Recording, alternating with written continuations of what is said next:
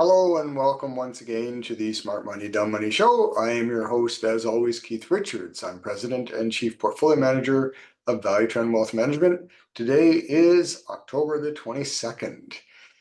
And I'm going to talk about global markets because if some of you read my blogs, in fact, I suspect a number of you do, and if you don't, you should, at valuetrend.ca. You can go on, it's right on the front page, or hit the blog page and you can subscribe and get it free in your mailbox regularly. Well, in my blogs recently, I've noted that the US markets are extended and the value out there is in both materials and hard assets, which I won't be covering today, but there's plenty of material on my blog site about that area. And I presented an argument a while ago for emerging markets. Emerging markets can benefit when US markets are slowing down. Money always has to go somewhere, and emerging markets are tit for tat, better value. For example, if you look at oil companies in some of the oil producing nations, such as Brazil that we'll talk about, they are cheaper on a price earnings ratio, etc.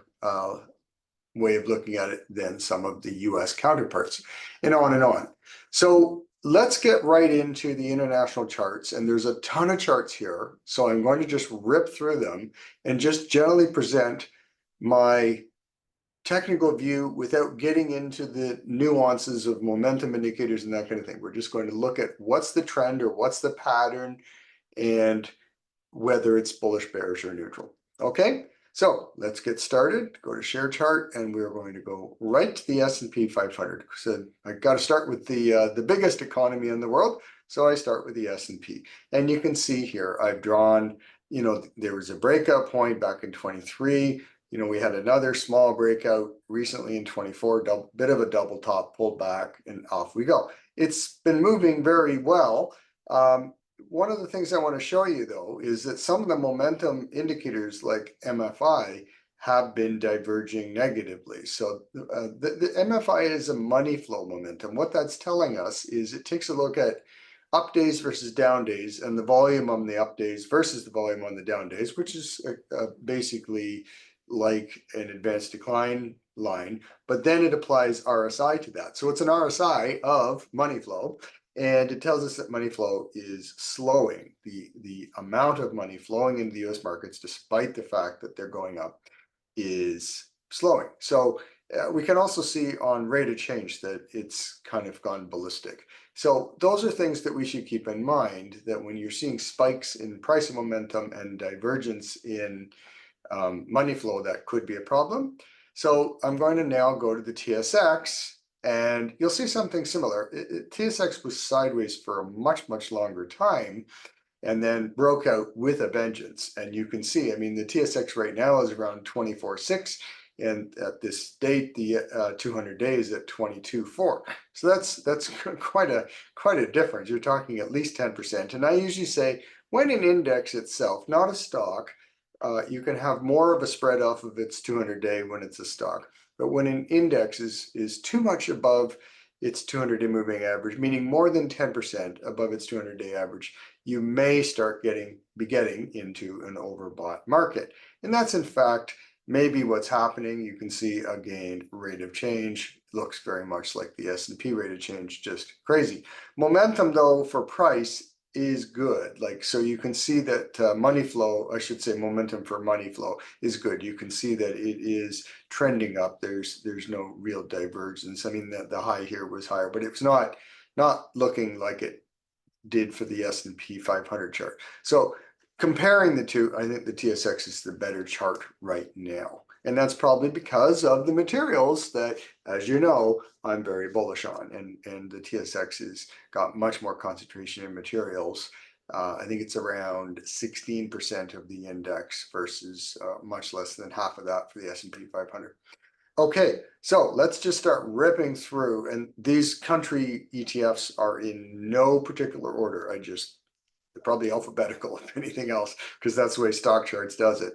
So you can see there's kind of a lid. I've drawn floor and a lid. There's a real range on Chile. So we're at the top of the range. So that's not something I would personally be buying into.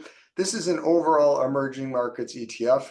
I have a position in the value trend portfolio, the equity platform, possibly in the aggressive platform too, but I know for sure we have a position in another emerging markets ETF. Either way, we love the emerging markets. They spiked on China recently. They're pulling back. You might see a pullback to the 50-day moving average, which would lay out somewhere around an old resistance point. So 44.5 or so would be my possible target. It could settle in here and move up, but we sold out of our China. We'll talk about China in a minute quite a bit. We still hold small positions, but we would buy back on a pullback to this area, which, funny enough, the emerging markets ETFs are usually around a third China anyways. So moving on, we have Israel. Now, interestingly, Craig and I just, before I recorded this video, it's 11 o'clock on the 22nd, and at around 10:30, we sold this ETF. We made some good money on it. Not a ton, we made about 10%, but we bought on this little breakout, and we said this would be our target. Now, we did this in our aggressive trading strategy.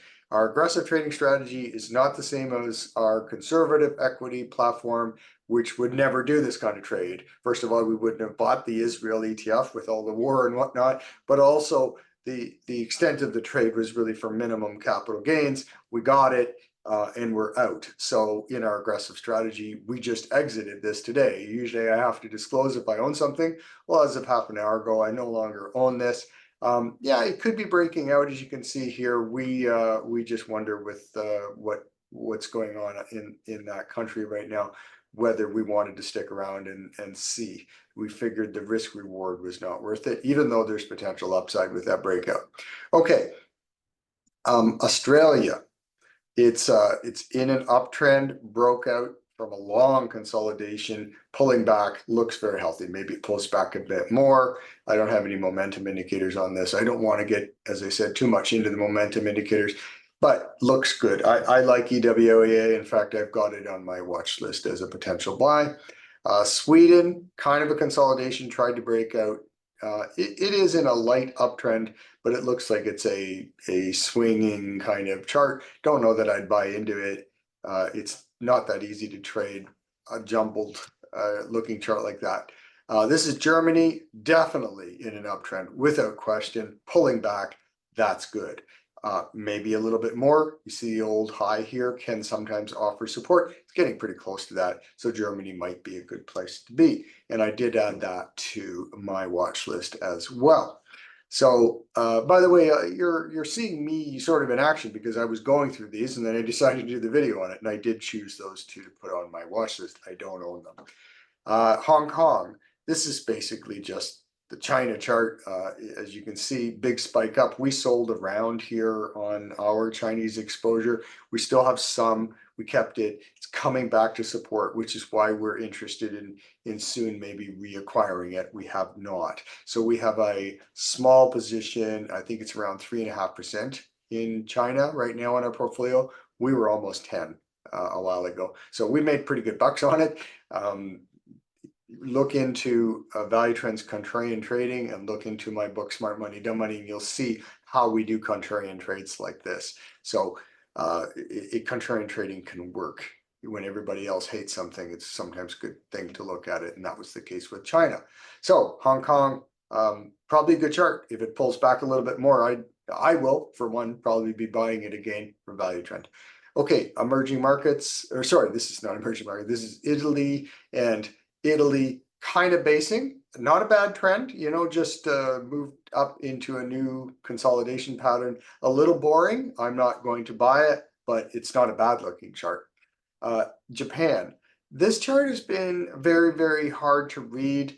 You can see, I mean, I had originally drawn a line here. You can see my red line from the old highs, and I felt that would be support, but really it's not been so much support. So I'm going to say this would be a pretty hard chart for me to buy. Possibly, you can see there's some support down here. Maybe that'll come in soon. That might be around $67, but I wouldn't be buying it today. EWK definitely found some pretty significant resistance up at its old highs, rounding down, had been in an uptrend, just wondering how much it might pull back in the near term before I would look at it. And sorry, it's not the UK, it's Belgium. So by the way, the UK kind of looks like this. So Belgium, Switzerland, clean breakout, very clean breakout, consolidation, maybe a bit of a right angle triangle, which is a consolidation pattern. This is a clean looking chart. The Malaysian ETF, it's part of your true emerging markets sector, and all kinds of action lately. The chart went up like crazy. I didn't put an RSI or anything on this, but I can do so just for kicks and giggles. I will add an RSI, and I can almost assure you 100% that it went mega overbought. Yes, I was right. Okay, I don't think I had to be too much of a genius to say that it was mega overbought when it reached this point. It was at that point trading at around 27, and the 200-day was trading at around 23 at that time. I call 30% over the moving average a little overbought. So not sure if it's going to settle in here or not, but that was a clean breakout. So let's just see if this finds a floor. If it does, it might be an interesting ETF to buy again. Okay, Netherlands, swing trade up and down, right at the old high. Not something I'd want to trade unless I was just swing trading it. Okay, Austria, not to be confused with Australia that we just looked at, finding resistance at its old high, swinging up and down. And you're near the bottom of a very short term, very small swing pattern. I'd give this a 5 out of 10. Okay, Spain. So let's look at this chart. I like this chart because there's nothing overhead. There's nothing to stop this chart. Quite like it. It probably has a reason to pull back to maybe 33.5. It's 34 right now, maybe 33. That's where this line here is, an old support turned resistance turned into support point. That would break the 50-day, but it would be probably a place that you will find support. You could find support right here. You can see there is some old resistance. That's a last high. That could turn out to be support. Either way, not a bad chart, not a bad one to be watching for a potential entry point. I just like things to be confirmed before I buy them. France, definitely support at its old highs, tested and proven. So it's swing trading now. You want to buy it somewhere as close to 37 as you can and trade it out somewhere as close to 41 as you can. It's kind of halfway between that level, as you can see. So I'd probably avoid the trade for now. This here is Singapore. Big, huge move, and definitely was overbought. I don't need to pull up the RSI or anything for you. It's probably got to pull back a little bit more or settling sideways for a while to wash that out. Okay, Taiwan right at an old resistance point. You know, most of the Taiwan index is Taiwan Semiconductor, by the way. So you watch that stock to watch Taiwan. It is at a top of a trading range. I don't think I'd be buying at this exact point. You never know. If it breaks out, that could be very good news, though. Okay, this is the United Kingdom. My mistake before for calling another chart United Kingdom. Finding support at a pretty recognizable level. The old highs were making a bump here. Finally got through. Now that's new support. Not a very high activity chart right now, but probably a relatively low beta play for now. It looks like it's not got a lot of risk. Doesn't look like it has a lot of return either. You know where your stop is. Okay, Mexico. Now this is a pretty swingy chart, isn't it? Look at all the levels. Mexico likes to consolidate. It goes sideways, moves up, goes sideways. It's in that. Now you notice my line here. I just put this line here this morning, and that is a very obvious strong support level at around 52 and change. Okay, call it 52. So if you bought at 52 and especially if it bounced off of 52 and you were buying it, probably not a bad thing. I don't know if it's going to continue doing this noise in here where it's kind of moving sideways, but not a bad place to buy it if you like the idea of owning a Mexican ETF. And it could do very well, because if it returns to this level here that I've marked at around 64, that's a big move. So probably something to keep our eyes on. This is South Korea. Another swing trade chart. I put the line here because there was old resistance, support, I should say, turned into resistance, and it seems to be kind of around the area. This is a rougher looking chart than a nice tidy swing pattern, but kind of around $59 or so as support, kind of around $67 as resistance. That seems to be the trade right now on this. It's a very bouncy chart. You can see it spikes below pretty frequently, so I wouldn't be absolutely assured that it will stop at 59, but it's for you who like to do aggressive trades, as we did with the Israel trade. That was aggressive trade. You can see that chart was not picture perfect, but we looked for a small move. We thought it would it was oversold at the time because everybody was talking about the war, so we said, well, let's see if we can do this trade. It worked out. This could be the same thing. South Korea is always got some stuff happening. They live next door to a communist regime, so it's it can have its issues, but it could be a good swing trade. Not for the timid, let's put it that way. Now, we own this ETF right now. So we sold our Israel ETF, but we still have Brazil. Really, we haven't made any money on it this time around. We have traded it many times in the past. You see this big swing trade? We used to buy it here, sell it there over and over. We did it a couple times and it worked out pretty good. Recently, we got into the trade. I think it was around where it is right now, but certainly not much lower. We saw this trend line. We didn't think it was going to go back to the bottom of the pattern, so I think we were buying it somewhere around this level. It seems to be finding support of the trend line, but it doesn't seem to be bouncing off just yet. So my point of stop on this is right here, around $27.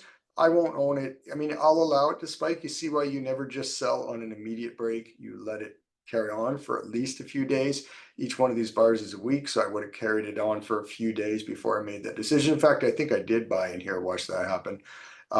We are still watching the stock because we will stop out if it doesn't hold this line, particularly if it doesn't hold $27.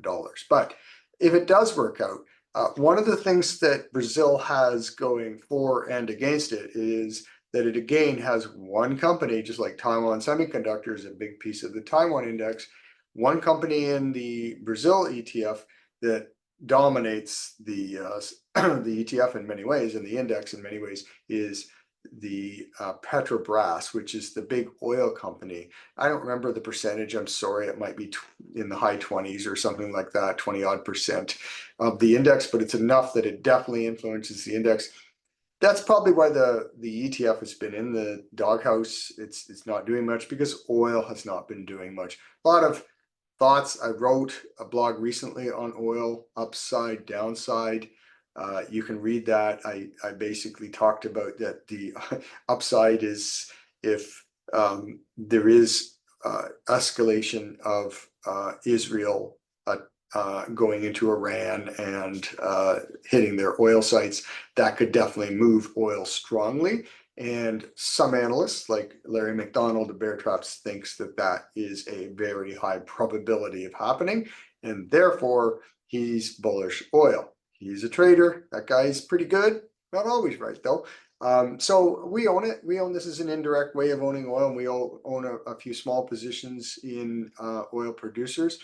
But there's plenty of risk here, and so this is probably not for everybody, this trade. Nevertheless, we like the emerging markets in general, so we think that there's enough evidence in the overall emerging markets to suggest that maybe it's not a bad position. I don't think that I'd aggressively hold too much though. So food for thought. So long as that trend line holds, it's not a bad trade. Okay, China, which we looked at Hong Kong, very similar charts as you see. I'm kind of looking for a little bit more support, which it does, as you can see, have over the past few days as of my recording this, and or a return to a slightly lower area, maybe around the $29, $30. It's this one's around 32. We don't own this exact China ETF. We own another one. It doesn't matter. They're all pretty much looking the same. So, you know, choose your poison. Whether China goes down here or finds support here, which it very well could, because there was some old peaks there, is the question right now. We have not jumped back in, but we are actually China bulls. That broken trend line to the upside is a very bullish thing. Okay, Columbia, very, very hard chart to read, honestly. I wouldn't buy this chart right now. Yeah, maybe some support coming in, but it's just, this is just a yo-yo of a chart. I don't have much interest in it. Now, here's a chart I do have interest in. We do not own India right now. We missed out on this fun, but it's pulling back. And I do like the fact that it's in an uptrend and you try to buy on trend line pullback. So this could be a very, very good trade. And India really is an emerging economy. I think in many ways it's the next China, and it's got some pretty good aspects to their economy. They are really pushing to enter the modern era, which from everything I've heard anyways, which can only bode well for the index. There's lots of catch up that this index could do. It's starting to catch up, as you can see, but it might have more upside, and it's in an uptrend from our technical eyes. Back to the S&P. So we've already covered that. So we'll stop sharing. So I hope that gave you a few ideas. International investing is, I think, an important element today for modern investors, because I think the S&P, and read my blogs, please read the blogs, please subscribe, because you're really going to see on the blogs pretty strong evidence that the US markets are getting kind of overbought and overvalued, and there's better value through some of these international markets. The other thing I'd like to encourage you to do is subscribe to these videos. If you're watching this on YouTube, you can subscribe, and we'll be bringing information to you every single week like this. I don't pepper you with ads or anything like that. So I hope this is good, solid info. And anytime you have questions, you can post them in the comments, and I will do my best to answer them. So thanks for watching, and we'll see you next week.